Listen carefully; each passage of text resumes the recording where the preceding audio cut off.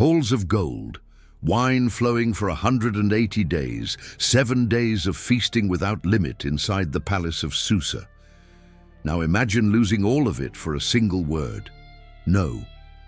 This is the story of Queen Vashti, the woman banished for refusing an order from the most powerful king in the world. Put into perspective the magnitude of what was at stake. The man giving the order governed 127 provinces, stretching from India to Ethiopia, the largest empire the earth had ever known up to that moment. And a woman, in a single night, said no to him. That no did not merely end a reign. It opened the throne to another woman, whose name the world would never forget, and it exposed a secret fracture at the very center of absolute power. Because that colossal feast was not simply a display of wealth. There was a political calculation behind it, a plan that within a few years would drag the entire empire into the greatest war of its age. Consider the position of the kingdom that served as the stage. The king called Ahasuerus in the scriptures is the same man that Greek history recorded as Xerxes, the first of his name, lord of the Achaemenid Persian Empire between 486 and 465 before Christ. 21 years on the throne. 4 capitals under his command: Susa, Persepolis, Ecbatana, and Babylon.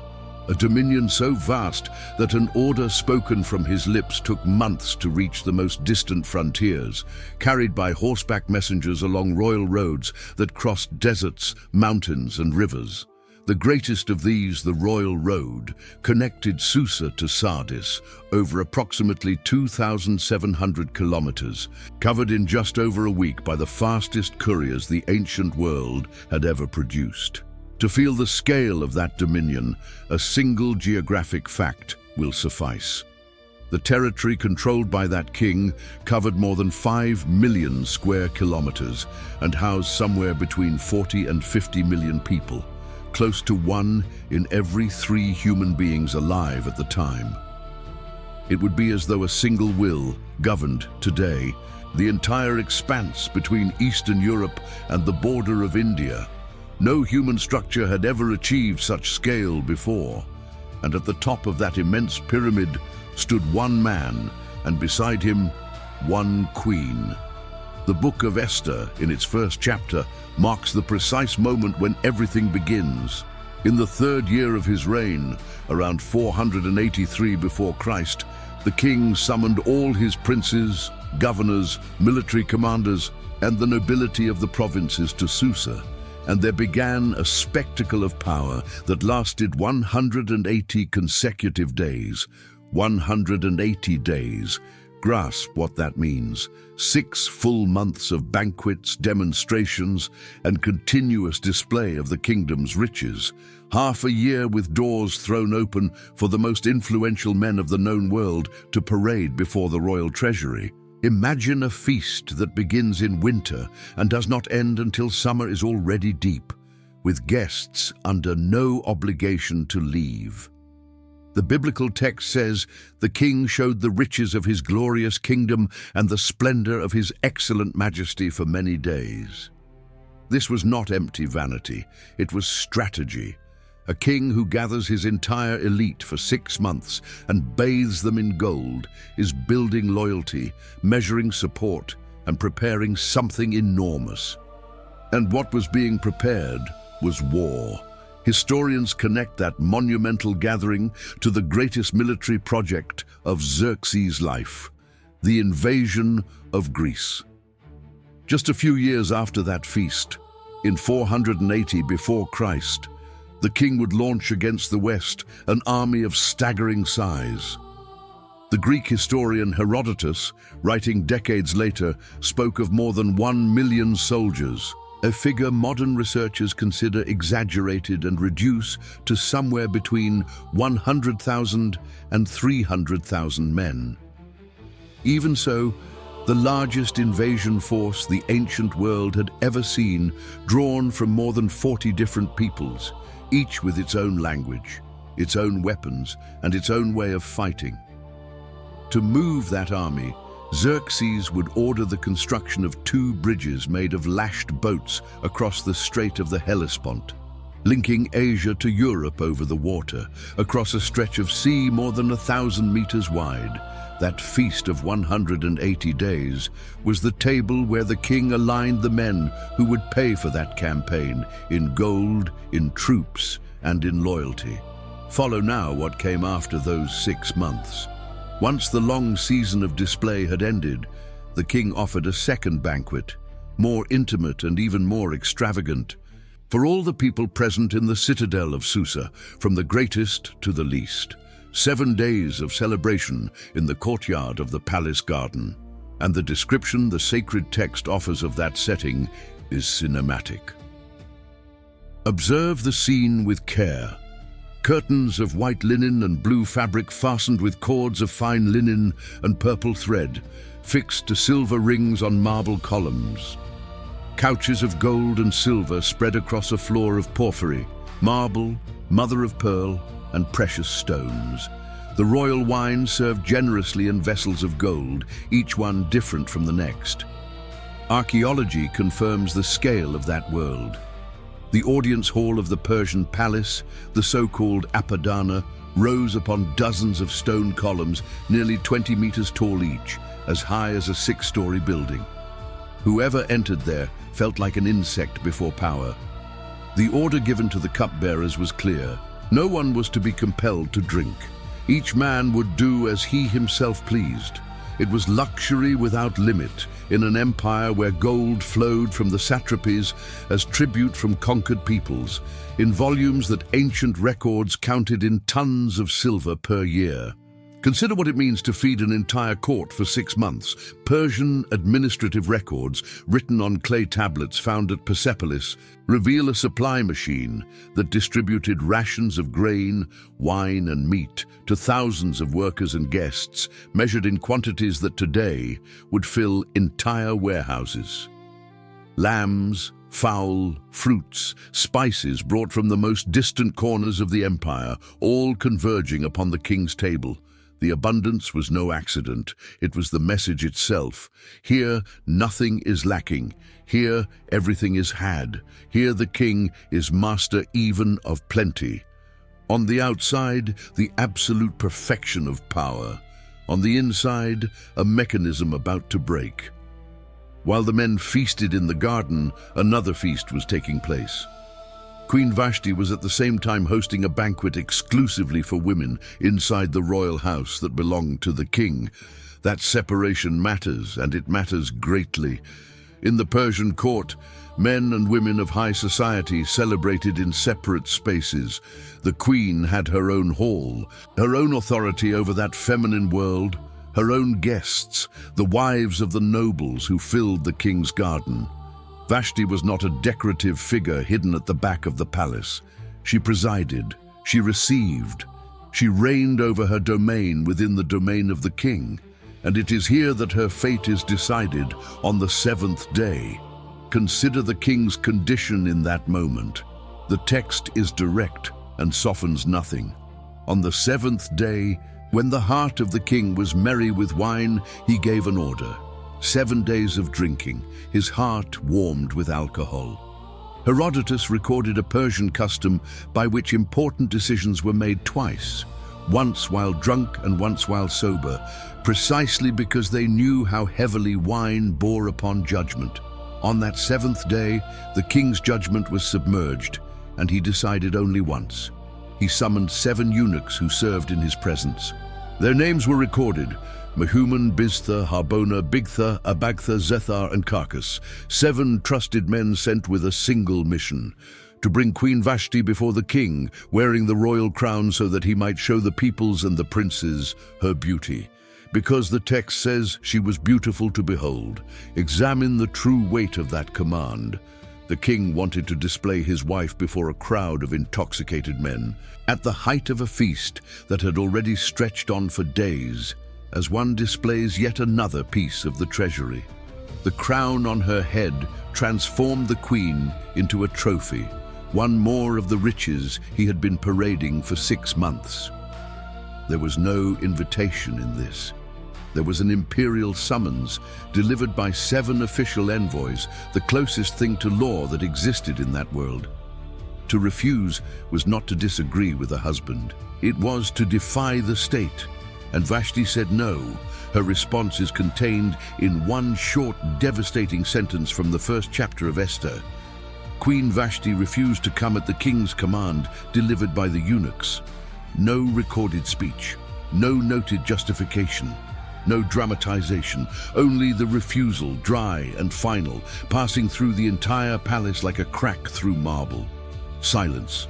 Witness the instant the 7 eunuchs returned to the garden. They had departed before everyone on the king's mission, and they returned empty-handed with an answer impossible to deliver with elegance. The queen was not coming. Imagine the weight of crossing that hall filled with nobles under hundreds of eyes, carrying the news that the order of the king of the world had been refused. On that walk back, between the columns and the golden couches, the feast of 180 days began silently to come apart. Consider the magnitude of what had just happened. Before the most powerful men of 127 provinces, the wife of the king of the world had disobeyed a direct public order transmitted by 7 officials. The scriptures do not tell us her reason, and that absence matters because everything said about Vashti's motives is inference, not recorded fact. Some see in it personal dignity, a queen's refusal to be paraded as an object before drunken men. Others read pride or miscalculated political positioning or the defense of a court etiquette that protected royal women from the gaze of strangers. There are those who note that appearing crowned before a room full of intoxicated men could have meant exposure and concrete danger for any woman of that time. The sacred text keeps silence about her heart. It records only the act, but the act was enough to set the empire on fire. Notice the contrast that sustains the whole of this story. On one side, an apparatus of power built over generations, with armies, laws, treasuries, and a bureaucracy that spoke dozens of languages. On the other, a woman, alone, without an army, without a vote in the council, without any right of defense. And it was the woman, not the apparatus, who dictated the course of that night. Power reacted. She acted. Think about the position in which the king suddenly found himself. He had just spent 6 months proving to the world that he controlled everything, that his will was absolute, that from India to Ethiopia nothing escaped him. And then, before all of that audience, he discovered he could not even control his own wife. The humiliation was public, immediate, and total. The text says that the king was furious and his anger burned within him. This was not merely a husband's rage, it was a sovereign's panic. If Vashti's no echoed without punishment, it would undermine the image of the man who intended to subjugate all of Greece. Here the king ceases to be the easy villain of the story and reveals the real man behind the crown. He does not decide alone. He freezes and, frozen, he does what Persian kings did when confronted with delicate matters. He convenes counselors. The text says he turned to the wise men who understood the times, for it was the royal custom to bring his cases before all those who knew law and justice. Notice the irony. The most feared man on earth needed a committee to decide what to do about the refusal of a single person. There were 7 princes of Persia and Media, men who saw the king's face and occupied the highest seats in the kingdom. Their names too were recorded: Karshena, Shethar, Admatha, Tarshish, Meres, Marsina, and Memucan. 7 counselors to judge the no of a single woman. And the question the king placed before them was not about vengeance. It was juridical, cold, procedural. According to the law, what was to be done to Queen Vashti for not having carried out the command of the king delivered by the eunuchs? Follow the reasoning that unfolded, because it reveals the true engine of the tragedy. The one who answered was Memucan, and his answer dealt not with wounded love or conjugal honor. It dealt with politics and fear. Memucan argued that Vashti had wronged not only the king, but all the princes and all the peoples of all the king's provinces, because the news of what the queen had done would reach all the women of the empire, and they would begin to despise their own husbands, saying that the king himself commanded Queen Vashti to be brought before him, and she did not come. Grasp the terror embedded in that argument. For those men, one queen's no was a spark capable of setting the entire structure of society ablaze. If the most protected and most powerful woman in the world could refuse a direct royal order and survive it, then any wife in any of the 127 provinces could do the same. Memucan foresaw contempt and indignation on an imperial scale in thousands of households among dozens of peoples. The problem had ceased to be Vashti. The problem had become the example that Vashti represented, and the example had to be erased. The solution proposed by Memucan was as drastic as it was irreversible. Let a royal decree go out from the king, and let it be written among the laws of the Persians and the Medes so that it could not be altered.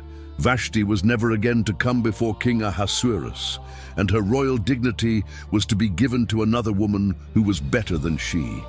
And moreover, let the edict be proclaimed throughout the entire kingdom, so that all women would give honor to their husbands, from the greatest to the least. Here lies one of the most cruel and most brilliant details of the narrative. The law of the Persians and the Medes could not be revoked. It was a pillar of the Persian legal system, mentioned also in the book of Daniel, in the episode where King Darius himself was compelled to apply a sentence he did not want, trapped by that same rule.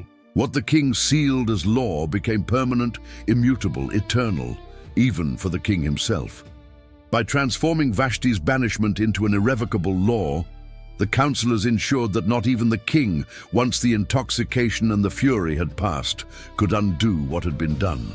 They locked the door and threw away the key. The proposal pleased the king and the princes, and the king acted according to the word of Memucan. Letters were sent to all the royal provinces, to each province in its own script, and to each people in its own language, commanding that every man should be master in his own household. Consider the reach of that. A single no, spoken in a single hall, on a single night, became official correspondence dispatched to 127 provinces, translated into dozens of languages, carried by messengers who crossed thousands of kilometers of the empire, from the Aegean Sea to the mountains of present-day Afghanistan. The messenger system of that empire was the logistical wonder of its age. Horse relay stations spaced along the roads allowed an order to travel day and night, passed from rider to rider. Herodotus described those couriers with a phrase that crossed the centuries. Neither snow nor rain nor heat, nor the darkness of night prevented them from completing their appointed course.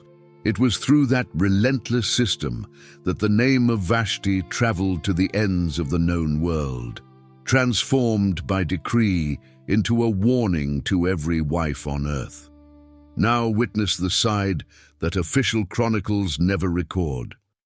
The human cost behind that cold decree. Vashti was a queen, and queen in that world was not a ceremonial title. It was concrete power, status, security, identity. From one night to the next, she lost everything. She lost the crown, lost access to the king, lost the position that had likely shaped every hour of her existence, every meal, every attendant, every door that opened before her. The text says she was never again to come before Ahasuerus. For the wife of a Persian monarch, to be forbidden from seeing the king was more than humiliation. It was exile within the very palace, a social death while still living. Look closely at the world those women inhabited. The king's house of women was a closed universe, administered by eunuchs, where dozens, perhaps hundreds of wives and candidates depended on a single thing for any standing whatsoever, being noticed by the king. A woman could spend her entire life there and be called into the sovereign's presence only once. Those who were not called again lived in a kind of widowhood of the living, sustained, watched over and forgotten.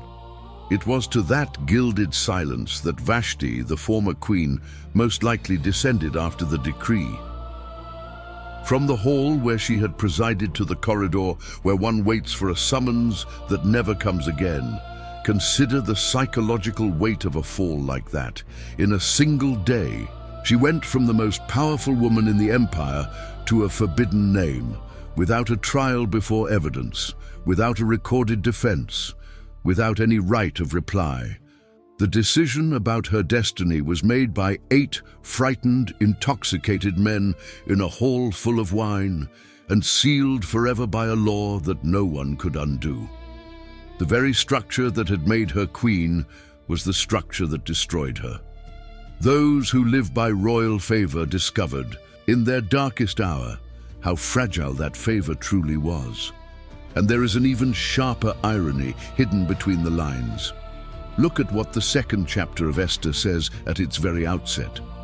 After these things, when the wrath of King Ahasuerus had subsided, he remembered Vashti, what she had done and what had been decreed against her. That small sentence carries an ocean. When the wine had dried and the anger had cooled, the king remembered. And to remember here has the taste of regret. But the law of the Persians and the Medes could not be changed. The most powerful man in the known world was imprisoned by his own sentence. He could govern 127 provinces, and he could not bring back the wife he had ordered banished. The system worked exactly as it was designed, and it also condemned the ones who created it. Follow now what came after, because the banishment of Vashti was not an ending, it was an opening. To fill the empty throne, the king ordered that the most beautiful young women throughout the empire be sought out, gathered in the house of women in Susa under the care of the royal official, and subjected to 12 full months of preparation before being presented to the king. Among them was a young Jewish woman named Hadassah, known as Esther, raised by her cousin Mordecai, part of a people living in exile far from their homeland for generations. The text says that in the 7th year of Ahasuerus' reign, around 479 before Christ, Esther was brought before the king and won his favor above all the others, and he placed the royal crown upon her head and made her queen in place of Vashti. Notice the interval of time between Vashti's banishment in the 3rd year and Esther's coronation. In the 7th year, roughly 4 years passed, and those 4 years coincide almost exactly with Xerxes' Greek campaign, the war that had been prepared at that feast of 180 days. The king set out to invade Greece, saw his navy shattered at the naval battle of Salamis in 480 before Christ, and his army broken on land the following year. He returned defeated and diminished to a palace without a queen. It was a man like that, marked by military failure and an empty throne, who received Esther. Grasp what was built upon that single number. Esther would become the central figure in one of the most remembered events in Jewish history. When a decree of extermination threatened her entire people within the empire, it was the position she had gained, the position that had once belonged to Vashti, that allowed her to stand before the king and reverse the sentence of death. The book of Esther records that from this was born the Feast of Purim, celebrated to this day, millennia later, by communities on every continent, all of it from a throne that only stood empty because a woman, years before, had refused to appear. One word opened the space for an entire nation to be saved. There is still a historical layer that many scholars discuss, and it deserves to be stated honestly, as inference and not as biblical fact. Herodotus records that the wife of Xerxes was named Amestris, a woman of harsh temperament, remembered for episodes of cruelty at court. The names do not coincide with the biblical account, and researchers diverge profoundly on whether Vashti, Esther, and Amestris are connected in any way or belong to entirely independent records. What can be stated with confidence is only what the texts actually say. The rest is the shifting ground where archaeology and history still debate without definitive conclusion. And it is precisely at that point that the figure of Vashti becomes larger than the little we know of her. Think about what remains. We do not have her face. We do not have her words. We do not have her reason. We have a gesture and its consequences. Vashti is, throughout the entire narrative, the woman who said no and disappeared. And even reduced to that, she has continued to provoke readers for more than 2,400 years. Each generation projects onto her silence its own reading about dignity, obedience, power, and the price of a refusal. Few figures described in so few lines have crossed so much time. Consider what that no revealed about absolute power. An empire stretching from India to Ethiopia, with 4 capitals, armies of hundreds of thousands of men, and roads that crossed continents, trembled before a single woman who would not appear. The decree sent to 127 provinces was not a sign of strength. It was the confession of a fear. Kings who need immutable laws to guarantee the obedience of their wives are admitting, in letters of gold, that their control has limits. Vashti's no exposed the thing that the gold of Susa was trying to hide, that no human power is as absolute as it pretends to be. The splendor of Susa turned to dust. The marble palaces were sacked and burned. The empire of Xerxes fell less than a century and a half later, brought down by another conqueror coming precisely from the west he had tried to dominate. The golden vessels, the silver couches, the columns nearly 20 meters tall, the tributes from 127 provinces, all of it dissolved in time. What did not dissolve was the story. The feast of 180 days is remembered today above all else because of what happened on a single night, on the 7th day, when a woman, forbidden from being merely a trophy, chose not to appear. The gold ended. The gesture did not. Vashti did not know and would never know what her refusal would set in motion. She did not see the vacant throne she left behind, filled by a young Jewish woman. She did not know that that young woman would use that same position to save an entire people from destruction. She could not have imagined that her silent no would cross empires, languages, and centuries, and still be discussed in a world she could never have conceived. She acted, lost everything, and disappeared without seeing any result. And perhaps that is precisely what her story has to say to those who listen to it now. That decisions made in a single instant, without any guarantee, without any certainty of what is to come, can shape destinies we will never see. That the meaning of a gesture rarely fits within the lifetime of the one who performs it, and that sometimes the shortest word a person ever speaks is the one that echoes the farthest through time.